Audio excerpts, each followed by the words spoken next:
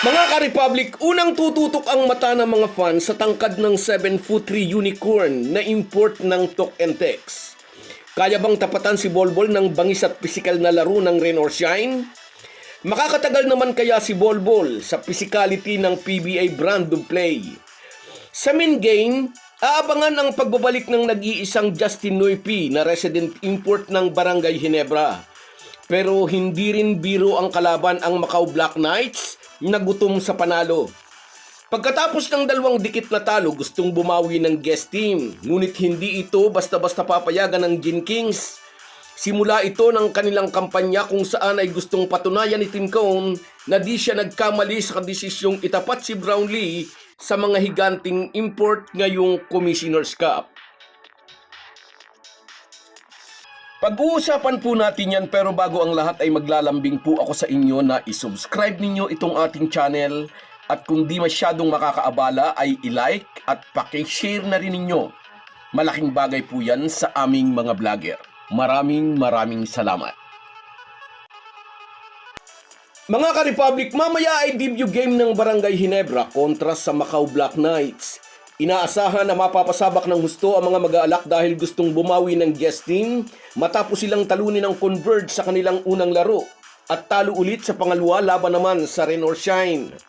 They are not worried, sabi ng Black Knights import na si Tony Mitchell. Ibig sabihin, tiwala pa rin ang guest team na mag-i-improve pa ang kupunan at ito ang dapat paghandaan ng Ginebra. Hindi gugustuhin ng kanilang mga fans na sa kanila mag-umpisa ang pag-rest back ng Black Knights. Excited si Justin Brownlee sa kanyang pagbabalik PBA. Halos isang taon siyang hindi nakapaglaro suot ang Ginebra jersey, pero very visible naman siya sa Philippine basketball scene.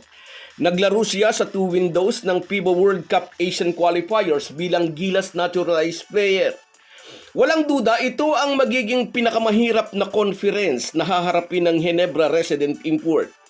For the first time, ay inalis ng PBA ang height restriction sa mga import at sinamantala naman ito ng mga kupunan at kumuha ng mga 7-footers. Pinakamaliit si Justin Brownlee sa kanyang height na 6'6" at sabi nga ng iba, 6'5" lang daw. Ang Macau Black Knights sana ang may pinakamatangkad na import sa katauhan sana ng 7'6" na si Samuel Diguara. Ngunit mas pinili raw nitong maglaro sa Taiwan League dahil obviously mas malaking sahod. Instead, ang PBA veteran import na si Tony Mitchell ang kinuha ng Macau Black Knights bilang reinforcement. Sa height na 6'7", mas matangkad pa rin siya ng 1 pulgada kay Justin Brownlee.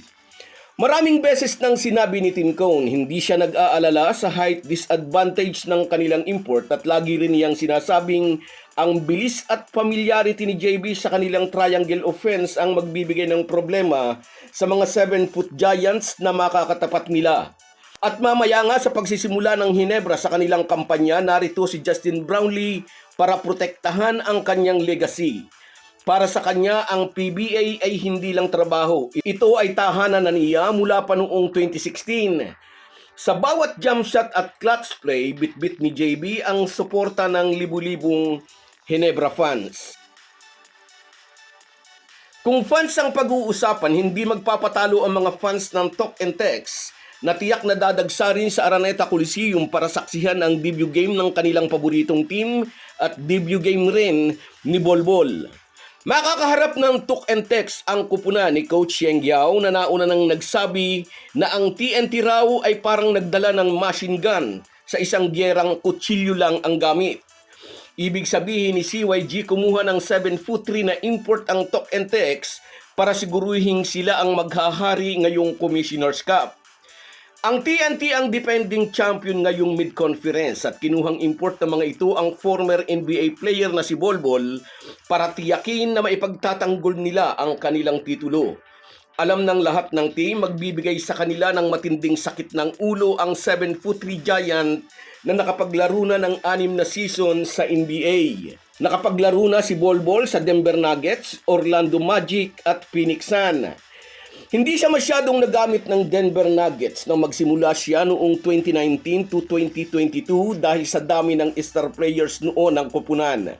Nag-average lang siya ng 2.7 points per game. Nabigyan siya ng mahaba-habang playing time nang matrade siya sa Orlando Magic noong 2023. Nag-average siya ng 9.1 points, 5 rebounds and 1 block sa loob ng 70 laro. At noong 2023 to 2025, nakatuwang niya si Kevin Durant sa Phoenix Suns. Naging backup center forward si Bol Bol dito at dito siya nag-average ng 6.8 at may mga larong umiskor siya ng mahigit na 20 puntos. Kung titingnan, hindi ganoon kaganda ang kanyang stats pero NBA po iyon. Liga ng mga higante na likas na mabibilis. At siguradong mag-iiba yan dito sa PBA kung saan mga import lang ang malalaki bukod kina Junmar Fajardo, Gio Chu at Japet Aguilar. Sa height na 7'3", inaasahan na duduminahin ni Bol Bol ang shaded area. Tinagurian siyang unicorn dahil sa kombinasyon ng kanyang height at talento bilang basketball player. Pero may pasubali pa rin ang mga nagpapalakas loob. Depende pa rin daw kung kakayanin ba ni Bol Bol ang pisikal na laro dito sa PBA. Kapansin-pansin na manipis ang kanyang katawan at tiyak nakakaldagin siya ng mga bruskong player tulad ni Nabiu Belga na kilalang pisikal maglaro. So guys, yan lang muna. Hanggang sa muli. Kung wala po kayong mga viewers namin ay walang magtatagumpay na vlogger. Kaya salamat po sa inyong panunood.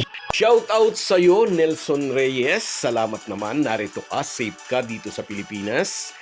Nagbabakasyon. At sa iyo rin, Merson Kabady Vlog na nasa San Pedro, Laguna na ngayon. Nagbabakasyon din. At sa iyo rin, shout out Jose Ramil Tuason. Sukat daw ba namang i-trade si Jordan Hebing? Sa iyo rin, shout out Ryan Nieva. Ayaw niya sa Converge. Gusto raw maglaro sa SMC. At sa iyo rin, Sam Haldos. Shout out sa iyo, idol. At sa iyo rin, Edito Mandresa. Higit sa lahat, palitan na raw ang import.